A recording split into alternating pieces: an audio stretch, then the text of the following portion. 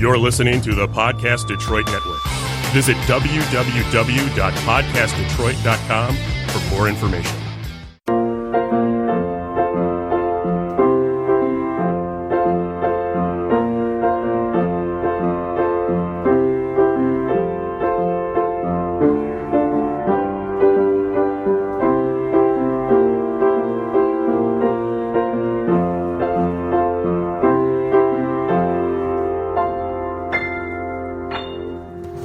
Welcome to the Make Meaning podcast. I'm Lynne Golodner, a writer, entrepreneur, and change maker, and I've dedicated my life to sharing stories of how people make meaning in their work and find purpose in their lives.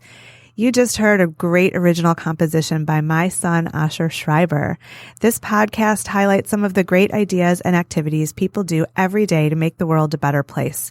So much of the meaning we find comes from interacting with great people, developing relationships that are mutually beneficial, and doing work that inspires. I hope you'll be inspired by the people you meet on this podcast. We all need to find a way to make meaning in the mundane. Welcome to the Make Meaning podcast. I'm Lynne Golodner, and I have the distinct pleasure this week of interviewing Kacee Must, who is founder of Citizen Yoga, an amazing growing yoga community in Michigan and Ohio, and who knows where else. And so I'm really excited to speak with you today, Kacee. Welcome to the Make Meaning podcast. Thank you. Thank you. Happy to talk. So you've built a company devoted to yoga, but really it's about so much more. I wonder if we could start by you telling me about your journey to create and build Citizen Yoga. So, as a lot of people sort of know, I've been practicing since I was 10. Mm-hmm. I grew up in a very sort of yoga flow community. Uh-huh. And I really enjoyed it. It set the foundation. I will give it a lot of credit for setting the foundation of understanding the importance of having a mindful practice, any kind of mindful practice in a day-to-day life. You know, whether it's yoga, I know that you write. There's so much benefit to taking a moment to self-reflect. Yeah. So in that way, it set the foundation. The thing that I started to learn as I grew my practice, not just in Michigan, but traveling on my own across the world, actually, is that there was a lot more to poses than just the pose itself. That there were principles that guide the poses, different energetic elements of poses. And so all of a sudden, when I moved to India, that's a little bit further down my line, but one of my best friends there introduced the concept of alignment, which was every pose has a specific way that you do it. And it's not from a perfectionist standpoint, but more from an optimizing the experience, both physically, emotionally, and intellectually. And that was a very profound experience for me when I had grown up thinking that alignment was a myth. So that was the beginning of a new adventure within the practice of yoga at, I think it was around 25. Okay. So I moved back from Michigan at some point and realized that there wasn't a lot of alignment yoga in the Metro Detroit area. Okay. And I love to grow a practice and be safe in my practice. And I wanted my practice for many years, as do I want the practice for other people for many years. And so that was sort of one element of it, of course. Sure. So, but your sister Miya inspired a lot of the sort of ethos of the business, right? I know her picture is in every studio. You have 3 studios in Michigan, one opening in Cleveland or opened in Cleveland already. And who knows how many others you have in the works or vision down the road. So would you share a little bit about that personal inspiration for your company? Sure. So this is where I think it's super important. Purpose. So identifying your passion and like what I was passionate about, which for me was building community and mental health, and then finding a purpose for it. And so, I really turned a very traumatic event in my life into something that became my mission, which my sister passed away in 2007. She committed suicide, which our whole culture and maybe the whole world is seeing a lot more of, or at least is talking a lot more about. Yeah. And she owned her own studio. She taught yoga. Uh-huh. I never wanted to teach yoga. Okay. I never wanted to open my own yoga studio. I was like very adamant that this is not what I was going to be doing. Amazing, because you're fabulous at teaching yoga and growing this community. So it just goes to show you, right? Yeah, exactly. You just never know. You never know how things are going to happen. Right. And I moved home from Michigan, from India. Mm-hmm. I studied in India for 3.5 years. 3 years studying philosophy. Mm-hmm. And it's really the philosophy of yoga, and it really aligns with an alignment practice itself. Mm-hmm. Now, what was interesting, I left for India because I was in a state of deep suffering and trying to understand why my sister felt how she felt, why I feel how I feel sometimes, Sure. primarily more in my 20s. Uh-huh. And what's the point of all of this? Yeah. I mean, really, what is the point of this? Because it's still astounding to me that we have to keep talking about, like, what is the point and what's valuable. Right. And I moved home and found, like, no community. Huh. I could not find a community. And I would say that, of course, you, like, move to India and you think, at least I thought, oh, I'm going to be fixed. Uh-huh. All my stuff is going to go away. I'm going to move home and I'm going to be this, like, brilliant, enlightened person. And that was false. Yeah. And what I found that I needed most, especially, there are two different parts of this. One, I really felt like my family was still struggling quite a bit with the loss of my sister. Sure. So I felt like I needed more of a family unit. Uh-huh.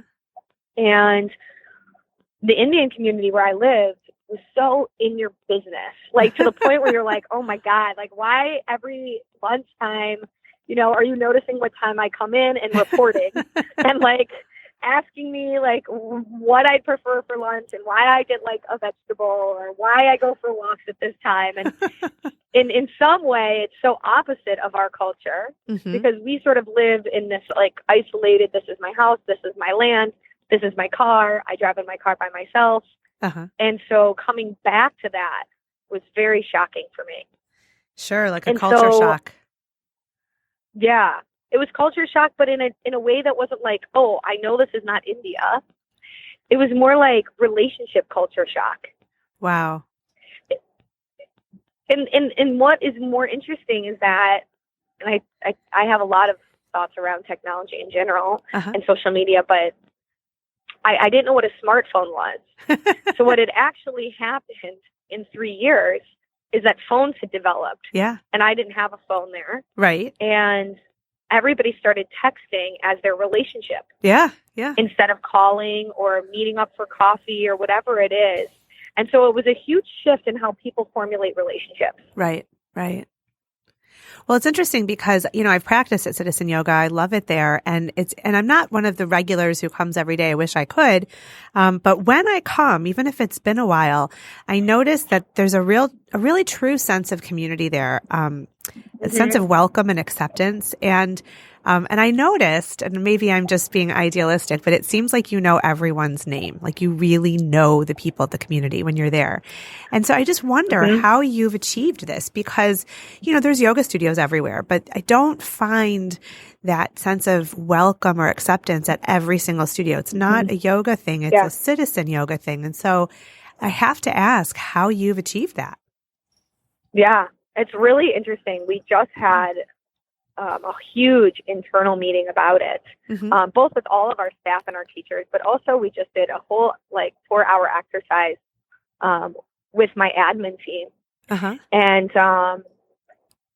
And what we figured out, and we have very strong core values, and that was something that we identify. You can't teach core values. Sure. And you can only coach better values in people. And you can bring them forward and bring them out through your own effort. And so the thing that we look for, truthfully, in each person that we hire is do they have the values that Citizen Yoga stands for? And those values are, we first look for people who are alignment focused. They want to align everything that they do with something that is higher than themselves. Mm-hmm. And in citizen yoga, that's suicide prevention. It's community building. Mm-hmm. There's so many different elements of it. Sure. Then we have integrity, which is honesty, transparency, straightforwardness. And one of the main things in yoga, in the yoga industry, which is one of the hardest things that I have to combat in general, not in citizen yoga, but just what is going on. And I'm sure you see it in every industry, is sort of the drama. Yeah. The drama and the gossip. And we prevented it through transparency, that we do very constant and frequent feedback. Okay. In a positive way, not in a negative way. Right. And the other element, and of course there's, community is our value. And then our last one is support. And we just recently decided on this. And part of that is that support is about everybody giving back to each other. It's not about them necessarily feeling supported within the company. And so when we understand each person has these values, then the community starts to create itself. Oh, wow. And they're not values based on each person believing the same thing or wanting the same thing, but kindness is kindness, compassion is compassion, integrity is integrity. So when you say, go ahead, sorry. No, it's okay. It's just interesting because this concept of not, please support me, but I'm going to support you. It comes back to you. And so when you start with that notion of giving, whether it's kindness or support or understanding or whatever it is that you want to give out to others as they walk in, it's just going to bounce back to you. It's just a reflective engagement. And it's so powerful. And you're right by saying it's not about, I need support. It's I'm giving support and I know I'm going to receive it back. It's a really powerful notion. Yeah. And that's the foundation of it. People always ask me, sure, I have a very weird, uncanny ability to know people's names. Like I will know where you last were in the studio, where you placed your mat. Oh my goodness. I probably don't even know that. But I think that, again, Lynn, I think it just comes from what do I value? Yeah. I value people feeling like I've noticed them. Yes. Not not just me, Kacee, but just another person. Sure. Because our community is so connected yet so isolated. And I know that I'm preaching to the choir, For sure. For a lot of people right now, that they have so much connection to other people, yet they feel like the relationship is not as strong. Yeah. And so just by remembering somebody's name, it's not her, it's not you, it's, oh yeah, I remember, or not even saying anything. I remember Lynne specific. And all of a sudden that makes somebody feel more valued.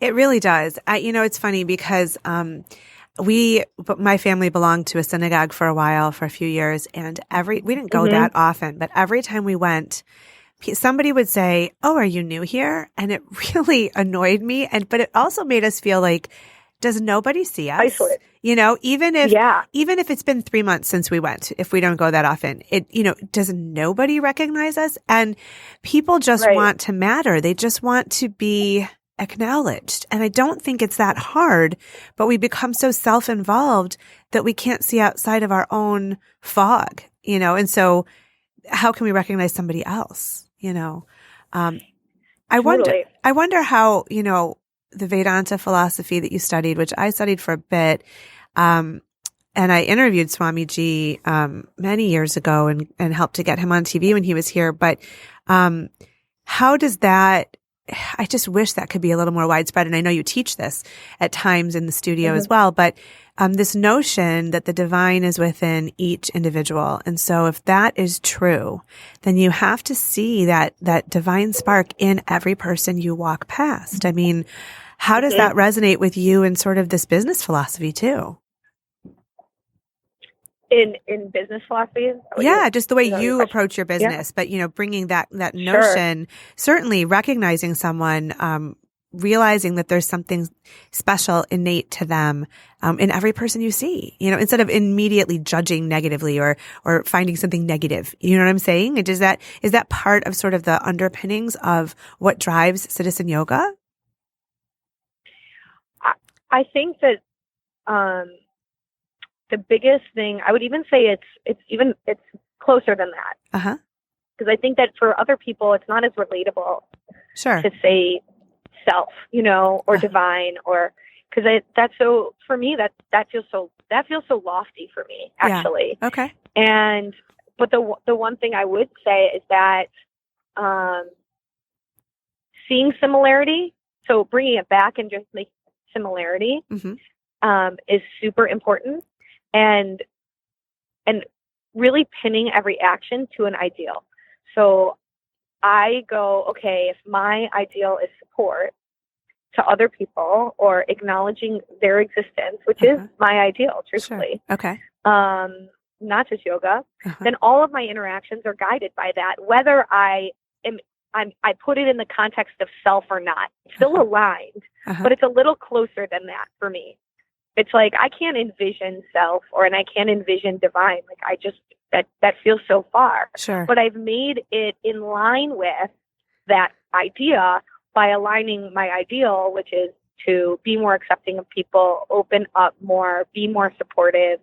I've aligned that ideal with that trajectory, even though it's further away. Sure. It's interesting. And that's really the goal. Yeah. I just heard Brené Brown talking about values and corporate values. And she actually said 2 is the maximum that anybody should have. 2 values, which is funny because none of us do that. We all have long lists of corporate values. But she gave an example, which I'm forgetting right now in a radio interview, about her 2 values, which were courage and faith, and how she lives them and models them every day for her team, for her community. And I wish I could remember her exact example, but it's you just gave a perfect example of how you've identified what is important to you and how you embody that every day. And I think that's really admirable. I just think that's fantastic. So I want to ask. Well, one of the exercises that we've done, which everybody could do, and I think that this is where it becomes real life, is that you identify what your value is, but then you need to define it. Okay. And then from defining it, actually writing out behaviors within your role that are associated with the value. So then you can see how you're actually living the value system within the mundane action or the perceived mundane action that you do every single day. I love that. That breaks it down to make it simple, so you can actually see it come to life instead of be something that's ethereal and you can't really relate to. Exactly. And then management is less, it's not ambiguous, it's really directed. Sure. And it allows for us to manage less subjectively, like, I don't like this, so I'm now going to tell you I don't like this.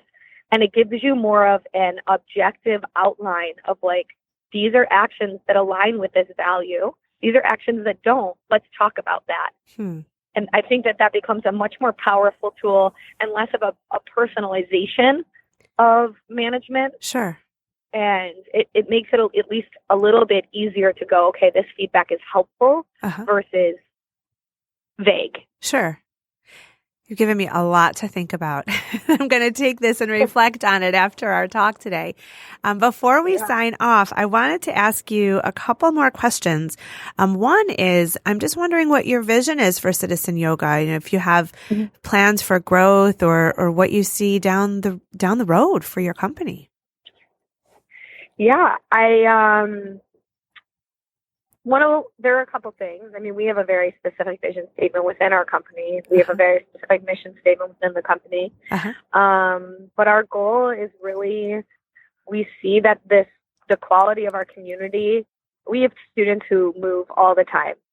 And all we hear about is like, it's not just about the yoga product. Like, the yoga product should be, I mean, it's very excellent, but it's secondary in some ways, that it's the quality of connection that people are feeling and experiencing when they step into our space. One of the most commonly used words is home. So everybody feels like it's their home. And so that to me is like, okay, every city could use more of a home. People are constantly seeking more places that they feel familiar, that they feel seen. So Cleveland is just, we haven't opened. We're opening in 3 weeks. Oh, congratulations.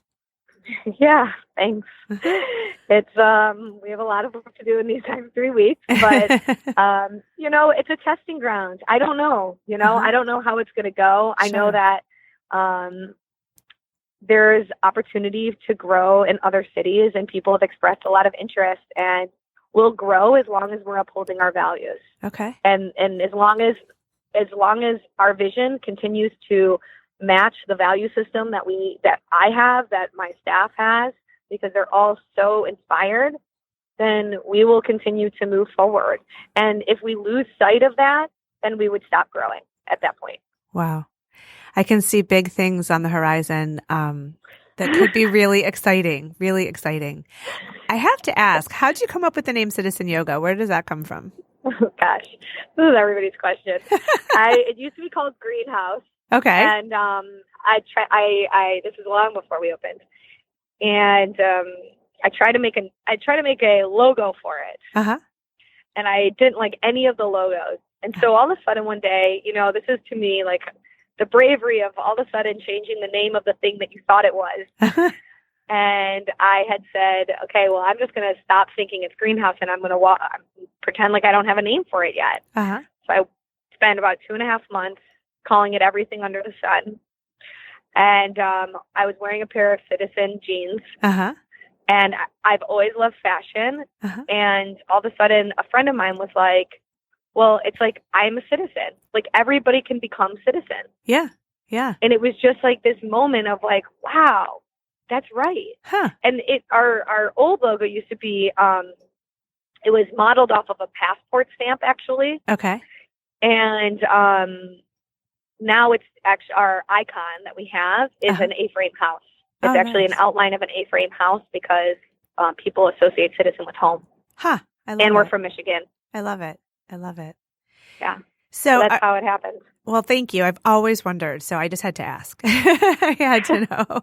So I want to close by just asking you probably one of the hardest questions, so I do apologize. But what advice would you give our listeners on how they find their purpose or build a meaningful life? Where the Make Meaning podcast is all about how people find meaning and purpose in their work and in their everyday lives.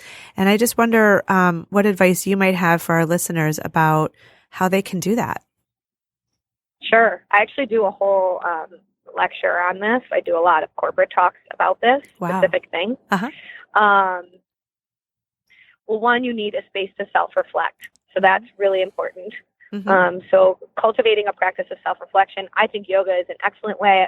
Writing is an excellent way. Mm-hmm. You have to identify what your needs.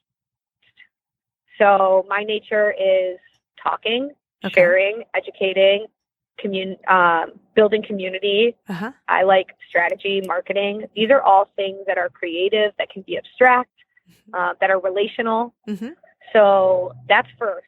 Mm-hmm. I needed to also understand what my nature isn't. Mm-hmm. And my nature isn't spreadsheets, organizing closets, all the things that would take some more order, and understanding that that's okay because you can still build a business. I surround myself with everybody who's organized, to accommodate for my nature, not try to make me something different. Sure.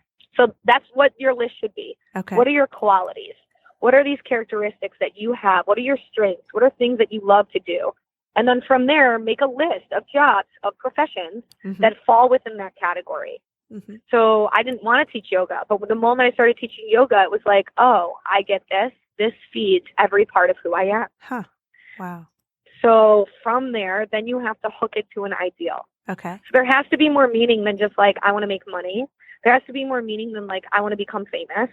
There has to be more meaning than like, okay, well, I don't know what to do next, so this is what I'm going to do. There has to be a hint, a fragrance of unselfishness in your action, in the profession that you're trying to commit to. Mm-hmm. And from that, you can consistently change your ideal. You can lift it. Like ours has changed, it's obviously it's rooted in the same thing, but, we're expanding out of state, which means the ideal has to grow with it. Mm-hmm. Mm-hmm. And so that's what I tell people all the time. You got to start there. Mm-hmm. I love it. I love it. These are really practical steps that people can take. They can build, even a small space to self-reflect into their lives. It's baby steps. And just having these conversations with ourselves and not expecting that the very first one is going to yield answers, but having that conversation and keep coming back to it until we can have some clarity and find that path we're meant to be on. So, right. Kacee Must of Citizen Yoga, I'm so excited to have you on the Make Meaning podcast. I can't thank you enough. And I wish you lots of success in Cleveland and can't wait to get back to my local Citizen Yoga studio. So thank you for making time for me today. Of course. Thank you so much. It was wonderful. Thanks. Talk to you soon. Okay.